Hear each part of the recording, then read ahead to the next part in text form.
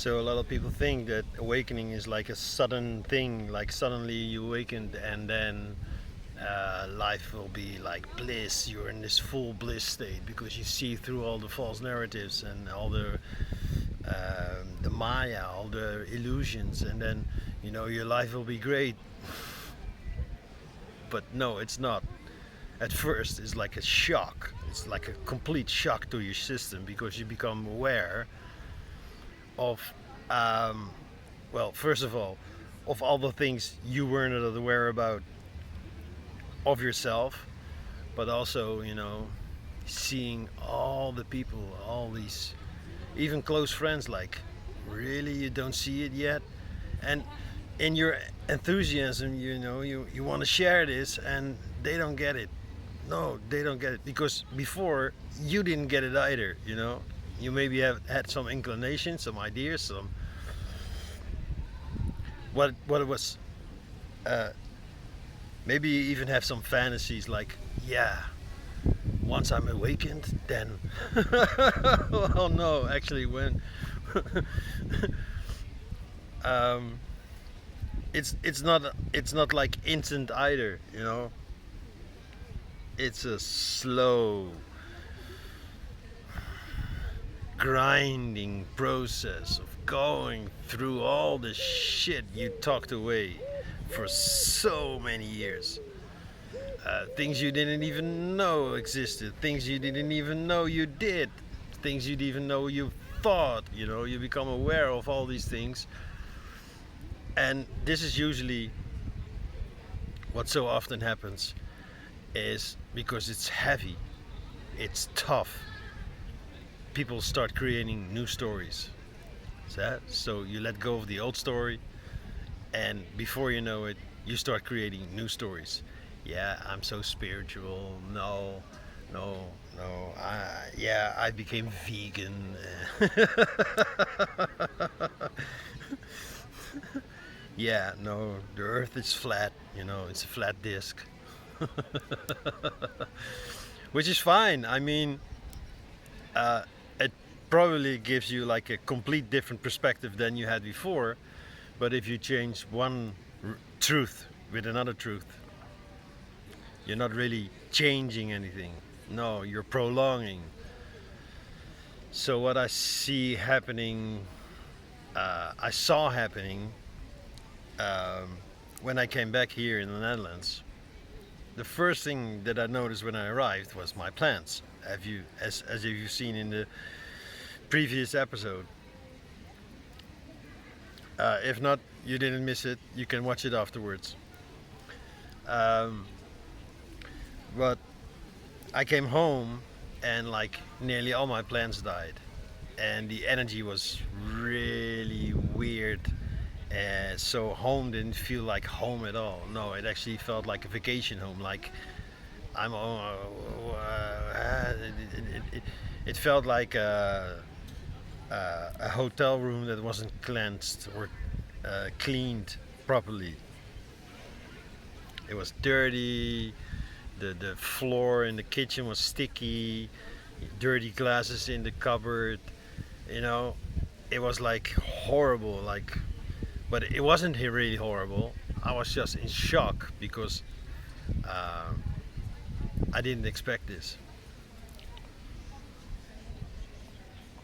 And then it didn't. It took some time for me to settle in. I think that's the best way you can describe the awakening uh, period. The first period is like a slow settling in. First, there's the shock. First, you have to deal with all the things you never saw before, you never noticed before, and then there's this slow settling in where you just start to realize, okay, um, things didn't go as planned. Uh, things didn't go as expected. But then what? So after first shock of coming home in this place, uh, I had to do some inner work. First, I wanted to clean the house immediately. That's the first thing I had in mind. Like, I'm gonna take off out everything of the cupboards, and and I'm glad my friend, my yoga friend, is with me for these couple of days. I think tomorrow she's leaving, and she said, "Yeah, if you want to clean it, I will help you." But she was not like pushing it or, "Yeah, let's clean this shit right now." No, no, no. Relax. Take your time. So she gave me a few massages because the airplane, sitting for so long, so many hours. All in all, I think almost 20 hours in total, just sitting all the time. So yeah, this is also what happens when you start awakening, when you start realizing, even when you start like healing, you get all these weird aches and pains, these weird things that they were always there, but you didn't feel them first. And so she was giving me massages, and yeah, then things start to come out of your system, and sometimes it feels like you've been run over by a truck, or your life is in chaos, which is fine because it's just part of the process. And then the next day, I started to find my new rhythm. Yeah, 8 hours time difference. And no, not eight, because I went to Thailand first, so it's like 6 hours time difference. It takes a little time adjusting. But yeah, my friend, she sleeps early, usually around 10 p.m. So I also went in 10 p.m., waking up early. I think that helped with the transition. So when you've only just awakened and you're going through these rough processes, find people who have either already been through most of it or some of it. Don't look for old friends. No, no, don't think you can find any comfort with your old friends. They're just gonna trigger the shit out of you. Even my yoga friend, she was like, yeah, a bit tricky at times, because, well, let's just say she's a good listener, which is fine. But from time to time, I do appreciate someone, actually responding. And so I don't know. Actually, I don't know. Is that true?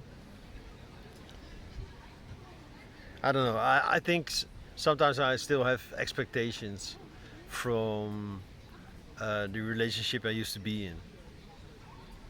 And yeah, I mean, my yoga friend is not my girlfriend. She's not my partner. She's not my let's say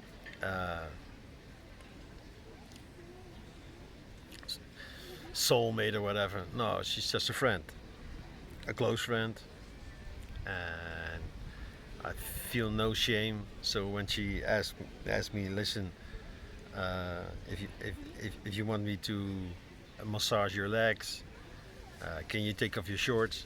She didn't expect to be nothing under my shorts, so there I was, butt naked.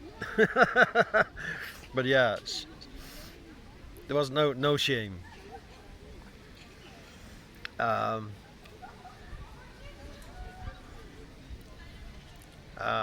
lost my train of thought. All right, so yeah, don't look for any support from old friends or family. Especially, I really, unless you have a really great bond with your family, I suggest you avoid them for a while.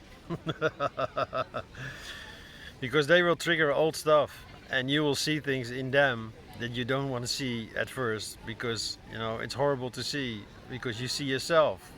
They're like the perfect mirror of who you used to be.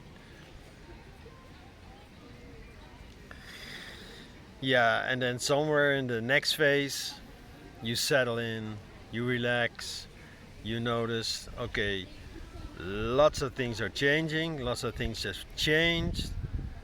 It didn't go as expected, but it's a homecoming. It's a relaxed feeling. It's a feeling of you no longer have to go anywhere. You no longer have to provide for anyone. You no longer have to deal with other people's problems. You can just relax, listen, observe, and see life unfold by itself.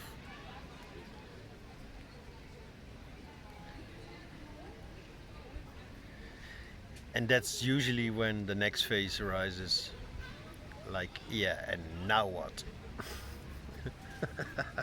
And that emptiness can feel horrible. It can feel like, do I even want to live anymore? Because you have nothing to live for anymore, or that's what your mind makes of it. Because before, you had like a job or a family to take care of, or friends to fix.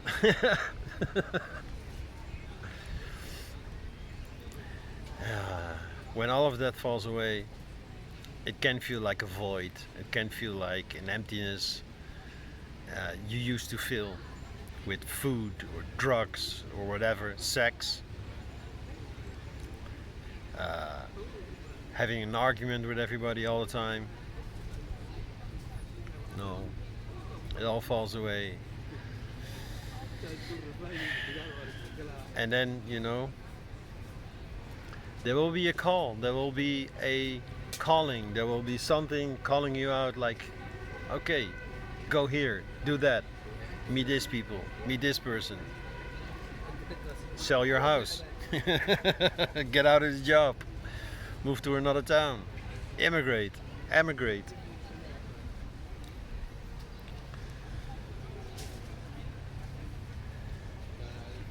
It's the difference between, like I explained before, it's the difference between doing and being.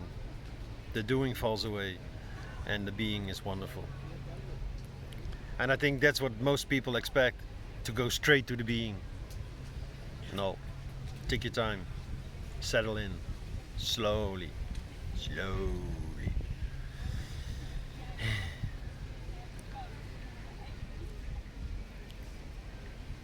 When I arrived here, I was like, because Amsterdam, near the airport,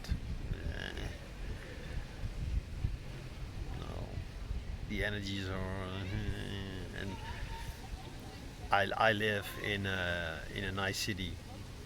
It has a lot of culture, lots of students, lots of outside. Let me show you.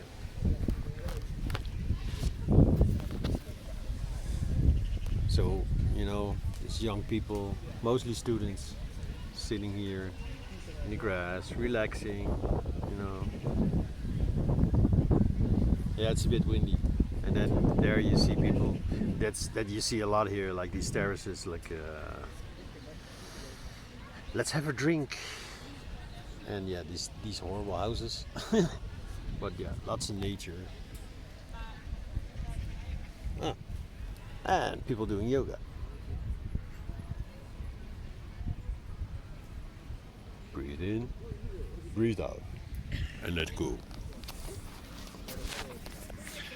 Alright guys, see you tomorrow. Cheers.